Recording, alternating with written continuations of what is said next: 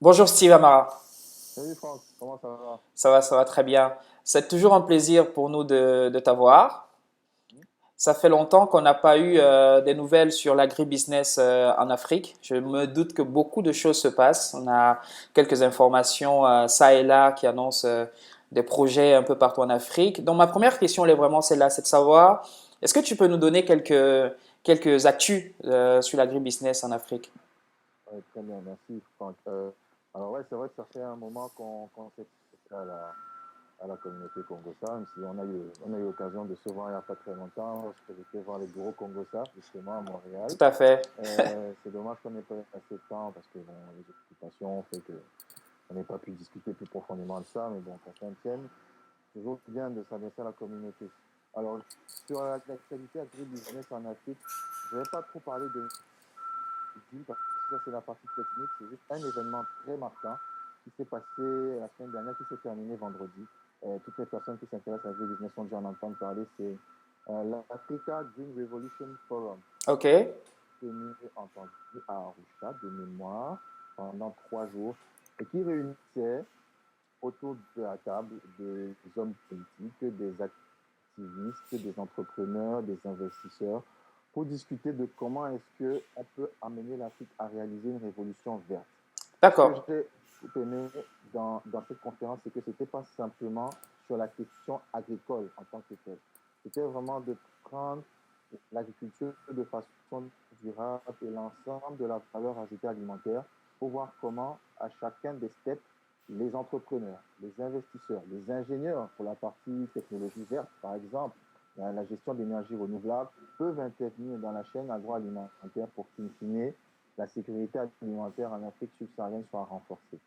Alors moi, je recommande vivement à toutes les personnes qui sont intéressées par les questions agricoles en Afrique à aller voir sur le site. Il y a des vidéos assez intéressantes de Kofi Annan, justement, qui donnent des moyens concrets, du directeur de l'UNIDO, qui explique comment est-ce qu'on peut amener les jeunes à s'intéresser à la chose agricole. C'est quoi Donc, l'UNIDO, Steve?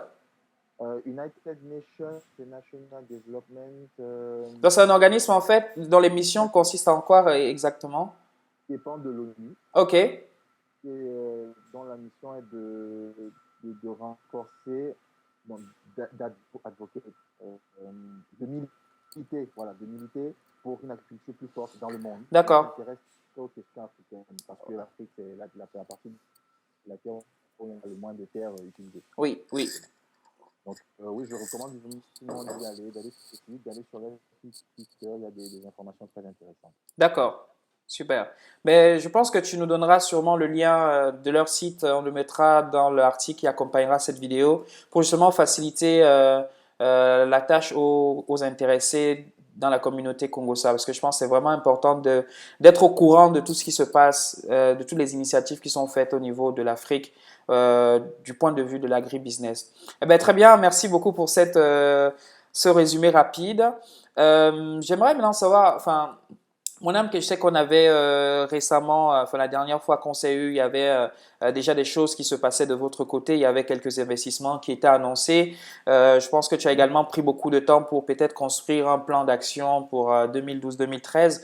Donc moi, j'aimerais savoir c'est quoi l'actualité de Moinam et c'est quoi les perspectives pour cet exercice.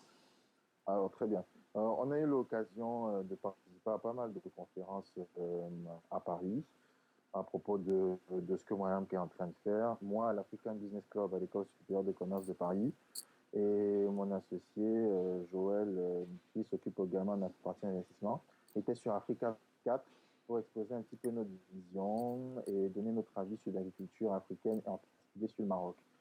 Euh, le plan d'action de moyen terme sur 2012 est, on va dire, plus compliqué. Notre objectif est de sécuriser 2 à 3 investissements sûrs que nous D'accord. avons réussi à faire parce que nous avons pu closer 2 deals. En l'occurrence, une ferme d'élevage de porc en Ouganda et une ferme d'élevage de poulets au Burkina Faso avec 2 entrepreneurs juste exceptionnels. Et ça me donne l'occasion de rappeler à tous les gens qui nous suivent que l'agriculture, c'est un secteur sexy. On peut construire, produire et que sans l'âme d'un entrepreneur, c'est un des secteurs les plus créateurs de valeur ajoutée. Donc, oui, c'est ce que nous avons fait sur 2012, clôturer ces deux deals-là qui sont live et donc on essaye de suivre. Mon associé sera au Burkina Faso courant novembre pour voir comment ça évolue. Et moi, pendant ce temps-là, je me rendrai en Ouganda pour voir également comment ça évolue. Euh, pour 2012, il n'y a pas grand-chose d'autre à tirer si ce n'est des petites interventions pour communiquer un petit peu sur ce que nous faisons. D'accord. Sur 2013, là, ça devient beaucoup plus intéressant. Je peux d'ores et déjà annoncer à tout le monde un rendez-vous en mars à la 9IDS qui se fait au Cameroun pour une annonce spéciale, très spéciale, qui, si je dois donner un avant-goût, dira à toutes les personnes qui s'intéressent à la chose comment est-ce que moi-même fera sa levée de fonds en s'intéressant à tout le monde, diaspora, locaux, investisseurs étrangers, tout le monde, par un procédé que nous utilisons tous les jours. C'est tout ce que je peux vous dire pour l'instant. Mais le teasing, il va durer. Le teasing, il va durer là. D'ici mars, je pense qu'il y aura beaucoup de questions, hein. Effectivement, on aura l'occasion de venir avec des petites steps au fur et à mesure que ça avancera. D'accord, super. Si j'avais une question un peu plus précise, je pense pour ceux qui ne savent pas encore comment Mwanamke fonctionne, c'était de savoir, vous avez lancé deux projets, tu nous disais tantôt. Par exemple, pour l'Ouganda, comment vous faites pour repérer ces projets? Comment ça se passe? Alors, très bien. Le cas de l'Ouganda et du Burkina et l'Ouganda, ça s'est passé à peu près de la même façon.